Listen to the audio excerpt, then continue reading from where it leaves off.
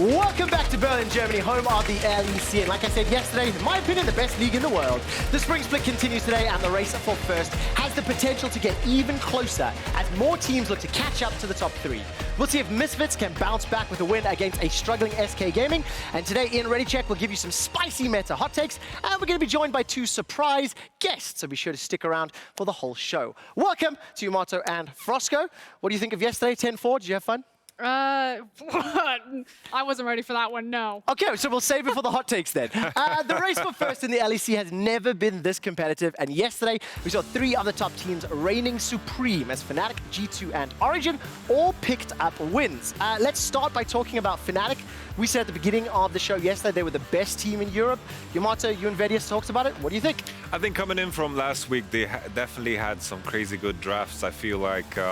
what is this B-roll about? This is humanoid inting a little bit. I guess that's a whole different one. And there we go. There we go. That's Fabian inting right after he got them kills. We had that beautiful 2v2 on mid lane with the Bippo TP that transitioned into some kills. I think Fnatic showed us that they are not reliant on some draft kingdom, because this draft was definitely worse, and they made it work through very different means. What I love is how Fnatic are kind of changing how they think about certain matchups, particularly that set matchup. We always know that Bippo is one of our most confident GP players, and like early levels GP, if you actually just watch that top lane, he just sprints at people because he knows how powerful he is. And I think when people initially saw Set versus GP, a lot of people were saying, Set probably favors that. GP probably is just there to survive the lane to scale up. And Bippo was like, nah, I'm actually here to murder you, and I'll outscale you. What do you make about, what do you think about all the different champions he's playing as well? A number of unique picks. He's very bold. You said he's a very confident GP player. I just think he's confident flat out. It doesn't really matter what he's playing. But it seems as though Bippo is finding his groove this season. Absolutely. He's got the Zac, he has the Singed, he has the Pantheon. And those are just kind of some of the unique fringe picks out there. And then he also has the signature picks like the Aatrox and the GP. And he is some of the best Aatrox and GP players that we have. We spent a lot of time talking about the top of the table. Let's talk about the bottom. It feels like there's three teams that are already out of contention for playoffs. Frost, what do you think about the chances? What do you think about CHK in particular? Because their losses are a little different. So here's the thing. Top 6 go to playoffs, and we technically have 4 teams competing for 3 tickets, because you assume it's Fnatic, G2, and Origin, and then with the rise of Mad Lions, Misfits, Rogue, and Excel, one of those teams is kicked out. And I'm glad that you bring up CHK, because while CHK probably won't make playoffs, although they're not eliminated yet, they will probably decide who goes to playoffs, because it's so intense that you can no longer afford to overlook a team like CHK, and they will mess you up and deny you that spot. Let's turn our attention to Rogue and Mad Lions. Yesterday we tore up our tickets to XL, so let's just assume they're down. What do you make of Rogue and Mad Lions? I think Rogue in general, they've been playing quite well. Mad Lions to begin with. I think Mad Lions, they had a rough game yesterday, but that W on the board is what matters. Speaking about Rogue, the Echo pick, I liked it. The Tamken Shenna, very broken, they used it. But I'm questioning now with Finn. Played Aatrox, plays Kled, and I know he has the secret pick that he's hiding. So what's the secret pick? I think it's time for our segment. They said this is where we come on. It's our turn now. Let's just, you know. But hang on. If Drake and Doe are here, are you guys actually going to talk about the team? Yeah, for sure. Quickie, we got this covered. We'll talk about it. We'll talk about it. Treat it with some more respect, bro. That's Mr. Shot to you. Mr. Shot, whatever. Go chill. Right. We got this. All right, here we are. Talk about... Nah, absolutely screw that. We're going to talk about what we want to talk about. Summoners. Salutations, Summoners. We're here to talk about something significantly more imperative. Yeah, you see, LEC players are good at 2 things. League of Legends and tactical inting. Yeah, no, so this might be a little dense for you plebeians down in Silver, so try to follow along in the textbook. It's page 156, The Art of the Int. All right, so let's take a look at the most important factor here, and that is the inter of the game leaderboard. No surprise to see our boy Cabo Shard rocking it up there at the top of the table. Radical, man. Wait, are these all top laners? Yeah. All right, well, there's also more instant games. What's happening here, bro? Look, honestly, dude, LEC is just that good. But it's not just the ints that are impressive, it's the thought behind them that matters. Walk with me, Jared, walk with me. All right. Now, what people have to understand is that tactical inting is really about what you get out of it. And, this first one, when we have to look at it first, it's Humanoid. I think no surprises. Humanoid dies seems to be the tagline for the week. But note in this play right here behind me exactly what he's doing. He sees Sejuani coming. He knows what's at stake, but he also knows that by wasting Sejuani's time in the mid lane, he's buying more time for the rest of his team. Now, on top of that, he's making Febiven share experience points, things that he desperately needs. Icing on the cake, Shadow gets the wave. That's some tactical inting. That is superfluous, bro. Definitely superfluous. Now here we see Dan going with the total int. From pick ban to early game to this all-in right here, Dan has become one with the int. Picking Nocturne top, losing lane, all-inning when he's 50 CS down. That's the complete package. A bold move in the face of one of our league's int champions in Bwippo. Damn, Dan, that's tactical. Bro, you gotta go to the next thing. You gotta go that way. For your part. All right, but our best int goes to the best mid laner in our league, Caps. This play is called the long con, better known as the big picture int.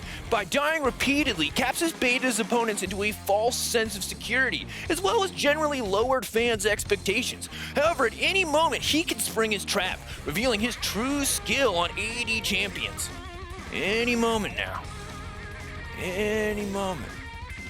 What's it gonna be a later moment, I think. But really the question is, how does one tactically end? Drake, thank you so much for asking me, because I want to start by showing you the optimal map state for the tactical int. What you see here is absolutely, I still don't see anything. It's like our names, bro. Like, that's our names. That's sort of the whole point here, and that's perfect, because the key is that you ignore any and all information on the map. Teammates, cooldowns, objectives, emotional and or physical Both needs, of them. and anything else that could hinder your game and your ability to play the game tactically. Just run it down without paying any regard to the consequences of your actions, because with no power comes no responsibility. Thanks, Uncle Ben. So let's move on. That was a very interesting segment from Drake and Durr. In summation, if you are a challenger player and get the honor of playing a game with me and Drake, none of these idiots, stop reporting us for intentionally feeding. It might be intentional, but it's also tactical. Thank you. Right. Yesterday was our first look at patch 10.4. I was asking my analysts earlier what they thought. My analysts, and I'm going to hit them with some spicy hot takes. Thanks, Trevor. We are some definitely spicy hot takes. Thanks, Trev. We're looking Thank you, Drake and Durr. I think that is quite enough of that one. Wait. We'd like to continue with Ready Check. Bro, they just don't know talent when they see it. Killing the vibe, Quickie. Right. So, Yamato, what do you think of Drake and Durr? Honestly, you want me to say it on air? I think better that I don't. Let's do a hot take then. That was the first one to start us off. The hot takes is simple. I'm going to say something that's very controversial, intentionally over the line, and I'm going to see how my analysts react. First up, Senna and Tahm Kench bot lane is unbeatable. I think it's unbreakable for the lane phase. I mean, the idea is what I think Shakra has coined it, the fasting Senna, where you build the support itemization that you're only farming the melee creeps, but it's about stacking up your soul count and then picking away while Tahm Kench actually farms. And with the Grey Health, with the Devour, with the heals from Senna, and with the Wave Clear, the idea is it's like the new Sona Taric. You're just unmovable. I think the key thing, if we take a look back at how people used to beat Sona Taric or Sona Tahm Kench, was to pick a Blitzcrank and set up a lot of ganks, because the Tahm Kench is a melee champion, needs to walk up on the wave and last hit those minions, which exposes himself. But if he gets to base and gets Giant's Belt, it gets too dangerous and he's just too tanky. So, as a hot take, unbeatable, you say unbreakable? Some leeway, but really OP. So Ban you it. agree with me. Ban It's it. unbeatable, Yamato said so. Moving on to hot take number 2. Engaged supports like Nautilus, Leona, Rakan have lost their dominance in the bot lane. See, the thing is you're saying engaged supports, and you're saying that that's the reason why they've lost their dominance, when it's tank supports who happen to have engage can get countered out in the bot lane if you pick things like a Bard and you just start poking people into the eye. And it's the fact that you have things like the Yumis, like the Bards rolling around, which means that if you blind pick Nautilus and Braum, if someone's feeling frisky, they could pick an enchanter down there and mess you up. I think also they've been hit with a couple of nerfs over and over, and I think in general, when we see picks like the Yumi, picks like the Taric, Senna Tahm Kench coming back in the picture, they kind of phase out more and more. But I have to point out that the Rakan still, to me, is really, really broken because of the Zyrakan synergy, and Rakan has the option of playing both ways. He can kite, he can go forward, he's just too flexible. So not quite a hot take. That one is actually kind of agreed with, so thank you. Finally, Pantheon is the #1 flex pick in the meta right now. That's actually just wrong. Yeah, there's Ornn. There's Ornn, but we can say that Ornn just doesn't belong in the games, right? He should be perma-banned, which he was, luckily. But outside of Ornn, I guess I could agree, yeah. So second, Frosk? What? No, you're just factually wrong. Tell me why. Because there's I would think of a million other picks that I would grab before I went for the Pantheon. And I also think that our teams aren't comfortable flexing him in multiple positions. I think that there are certain players that are comfortable playing him top lane versus playing him mid lane, and it's very rare, maybe like 2 teams in our league that would actually feel comfortable playing him everywhere, including that bot lane position. I think the key thing, though, what makes Pantheon so tricky to deal with is usually when Pantheon gets picked, you want to ban junglers in the second wave. But when the jungle bans start to come, like Taliyah, Elise, you just put Pantheon himself in the jungle. And all of a sudden you have an option to pick, for example, AP in the mid lane. So just that flexibility alone, especially if Pantheon kind of leaks into the red side, it becomes very, very dangerous. I was considering putting Set in there instead, because I've heard he's being support, he's top, he's mid.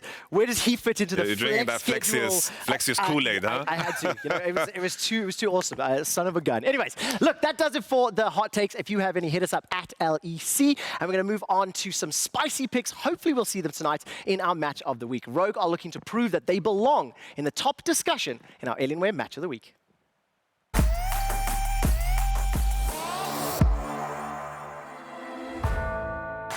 At this point in the league, the top is no longer clear. You can make an argument for any of these teams. And Rogue and Origin don't just have something to prove to themselves, they have something to prove on the standings. Honestly, I just really want to win a split. I've always had the belief that I will be the best at some point, but I've never actually won a split. So it's just been a matter of trying to keep this belief within me, despite disappointing results.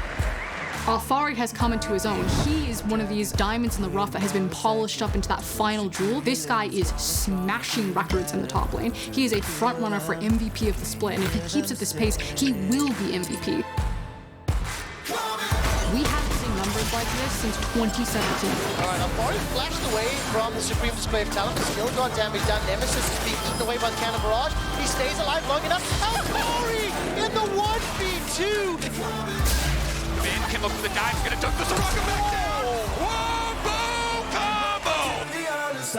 It's that type of fire that really thrives in these young squads. Finn, I think, fits in that category of constantly make crazy plays so that one day those are just the standard ones.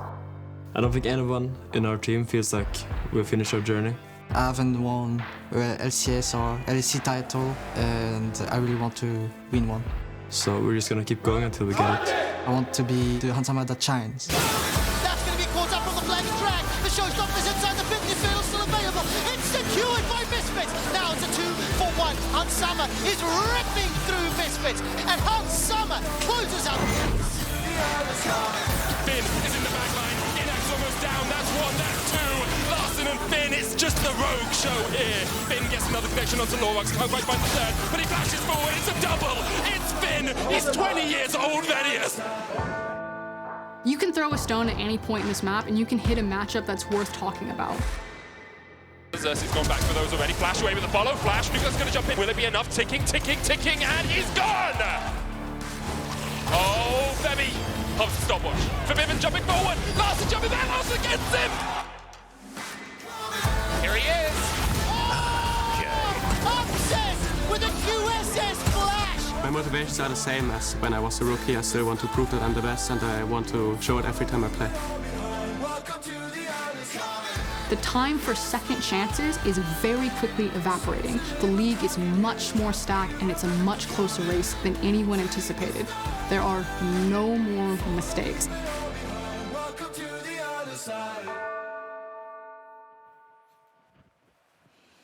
So Frosk said it. Throw a rock and you'll hit a matchup worth talking about. We're not going to throw rocks, but we are going to talk about the matchups from top to bottom lane in our match of the week.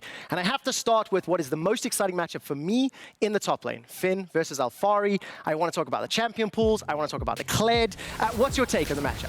I think it's also probably the most volatile matchup. The fact of the matter is when you look back at Origin, we had the numbers for Alfari right there. He's kind of their primary pressure point, not just in where a lot of their resources are going, ganking him, allowing him to win his lane, but also his scaling potential. He plays things like that Camille that you know can be that late game monster, whereas Finn really hasn't shown the same versatility in his champion pool. I have a big issue with the fact that he doesn't play the meta champions. We think of Gangplank, we think of Set as he gets solo killed on the screen. He mentioned himself that he didn't have that much knowledge in the matchup, but ever since he's been relying on that Aatrox, relying on that Kled, and blind picking Kled is kind of oof right now. Yeah, and just a correction, that's actually Alfari's champion pool and not Finn's. If you look at Finn's champion pool, it's virtually the Aatrox, and then there you go. It's the Aatrox, it's the Kled, and it's the Out of Zed. 30 professional games that Finn has played, 9 of them have featured a Kled in some way, shape, or form. 6 bans, 2 wins, 1 loss. I mean, that is an insane amount for who was a Kled one-trick when he came into the match. I want to see what he does today. Let's move on to jungle.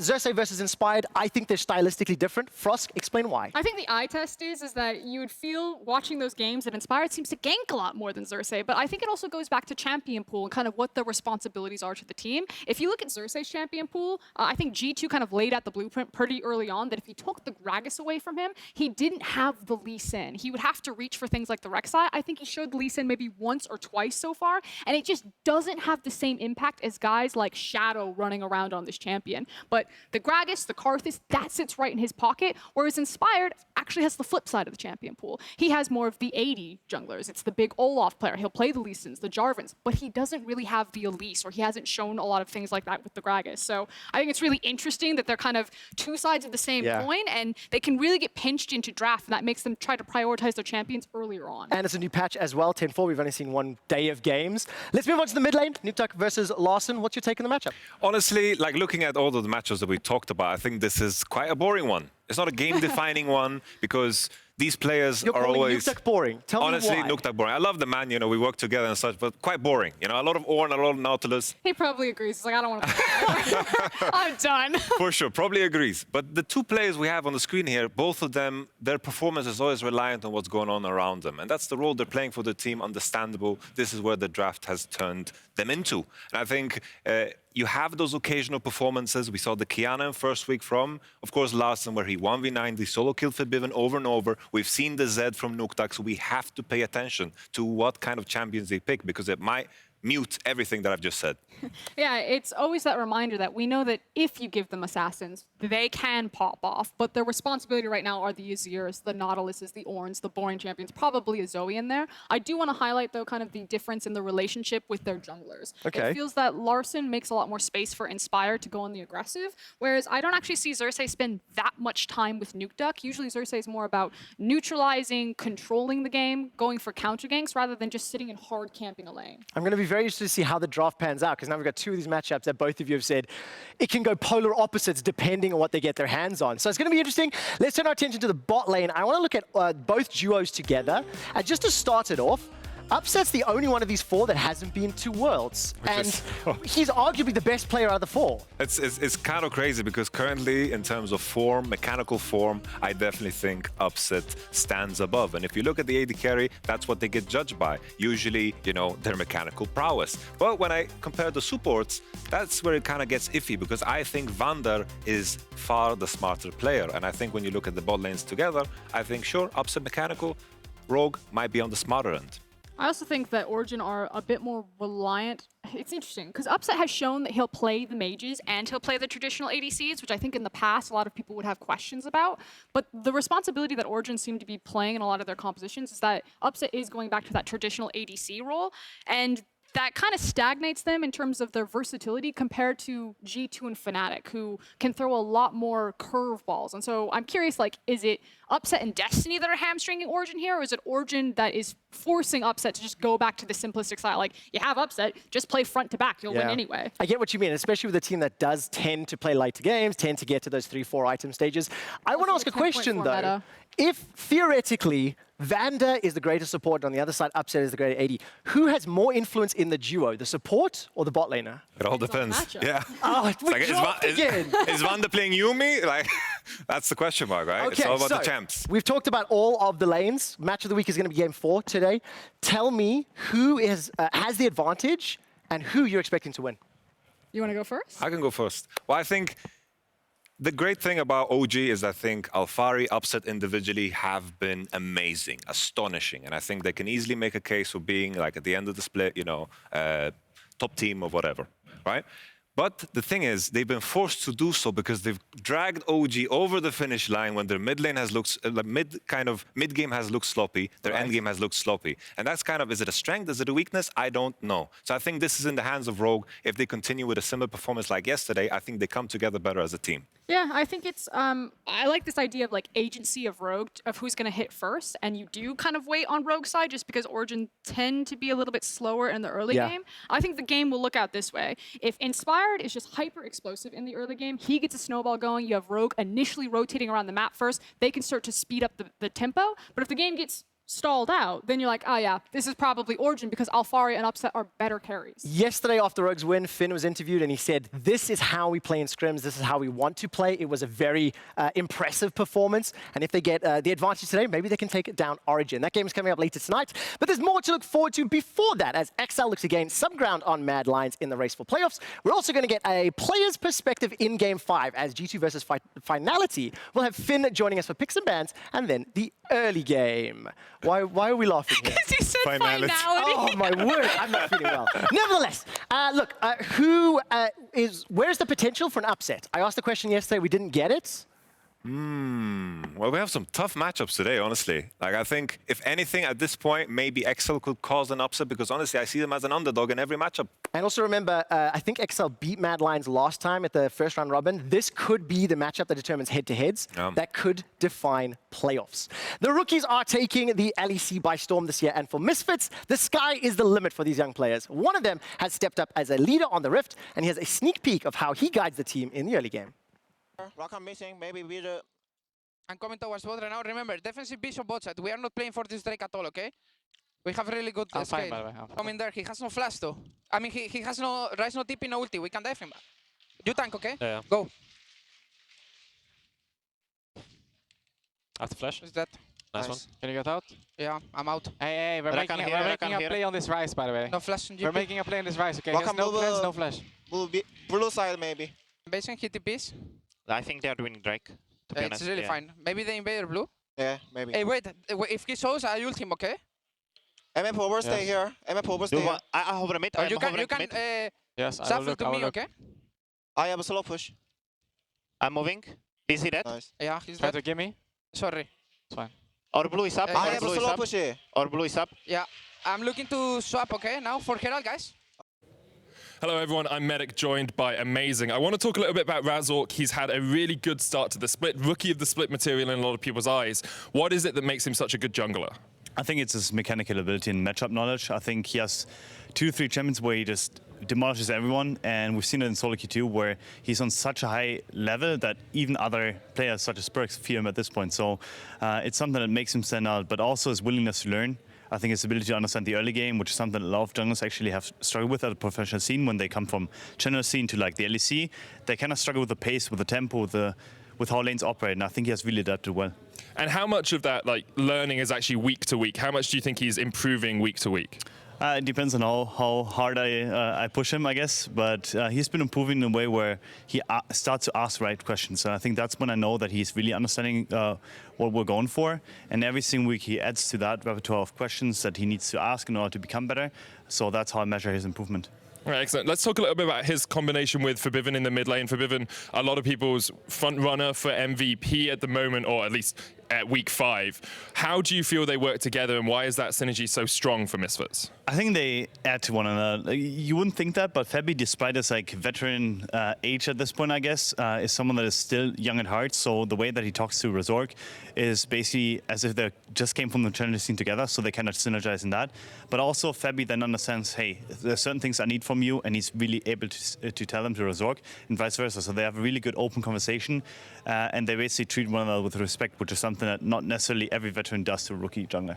Okay, that sounds actually really synergistic and cohesive as a team, and you don't always hear that. Let's talk a little bit about how Razork fits into the Misfits whole then, because you have B-Boy and Denik in the bottom lane, 2 players who haven't really played at this sort of level before. You've got Dan in the top lane, who's only been here for a split, and Razork, although he's new blood and is a rookie, has felt like a guiding force a lot of the time for the team. Yeah, it's something we've actively worked upon, because in the beginning when he came in, he was kind of a bit raw in the way that he just played up on feel, and up on instinct. I think now he has adapted to the point where he's actually able to read lanes and ask them, hey, what do you guys need? What do you guys need from me? And he's able to act upon it. So yeah, he's really fitting in well. Excellent. Well, thank you very much, Amazing, for talking to us. Back to you guys. Razork is one of the front runners for Rookie of the Split, and together with Febiven, he completes one of the most feared mid-jungle duos in the LEC. I want to take a moment just talk about Razork. Yesterday, VODS was talking very highly about how he plays and what he likes about him. It's really great to hear the comms and how he's directing the game. I think it's so unique that we have in this year so many rookies in positions that usually come with leadership.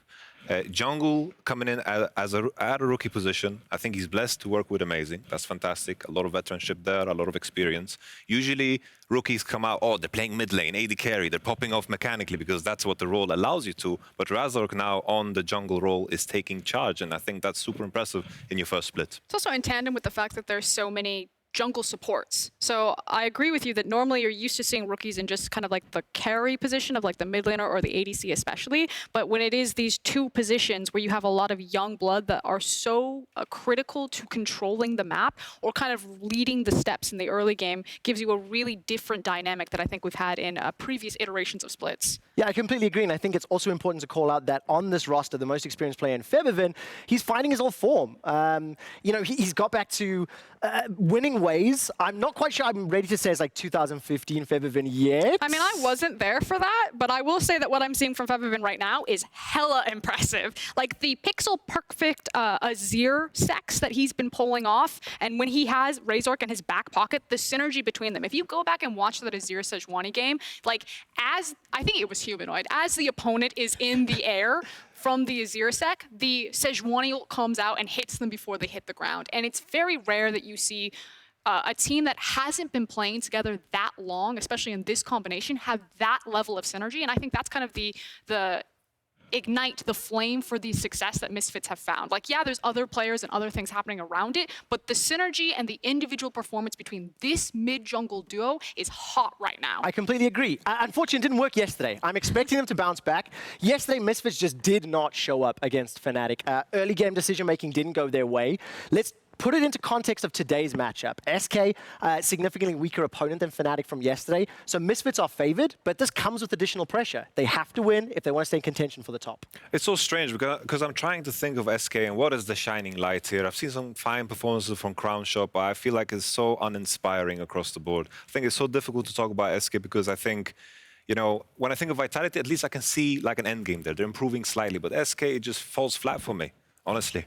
Yeah, I think a really big issue, and we've talked about this a couple times on cast, is that when I look at Trick's jungle style, I think it works if you are not on a team where your individual laners are losing. Like, there's so many times when Trick will be responding to the wave state, like he's covering when lanes are overextended, or he's there when the possibility is that his laners are going to get ganked. But in his pathing, which is pretty efficient actually in terms of farming, his laners are losing flashes, they're losing massive trades, they're walking back into lane and not paying attention and getting killed, and then there's just not much that you can do, and Trick doesn't have the style to like pull his laners out of that. I think he's a great supportive-esque jungler, that if his laners are winning, he can probably make them win harder. But right now, SK Gaming need to go back to reaching for those comfort picks, putting Sakurai on the cannon, grabbing him his Vladimir, because I think they're trying to figure out... for Genax to have pop-off moments, because he has stepped up in the last few weeks. Just survive the lane. Look, for SK Gaming, it feels like their chances at playoffs is done, but it is not over mathematically, and they can play spoiler. If they pick up wins against like the likes of Misfits, they can determine who advances and in what seed. The stage is set.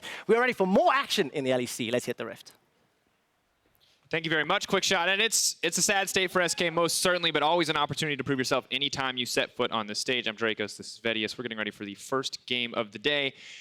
And after Misfits' game yesterday, what's the expectations here, VODS? I mean, obviously, SK is still the underdog. They have no chance They're left. broken, emotionally, physically. No, I think it was just a blip on the radar. They fell behind very hard, very early. But one of the big things that I think we are starting